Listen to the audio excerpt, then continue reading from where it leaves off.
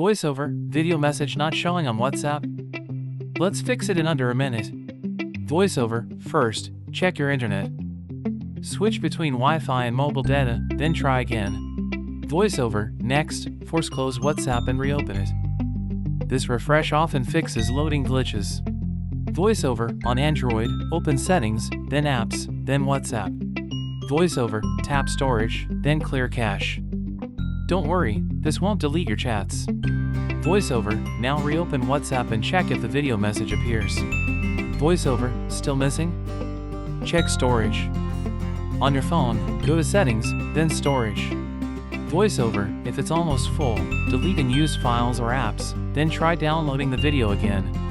VoiceOver, next, open WhatsApp settings, then storage and data. VoiceOver, make sure media auto-download for videos is allowed on Wi-Fi and, if you want, on mobile data.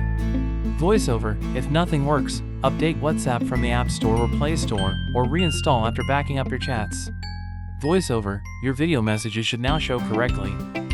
If they don't, contact WhatsApp support from within the app.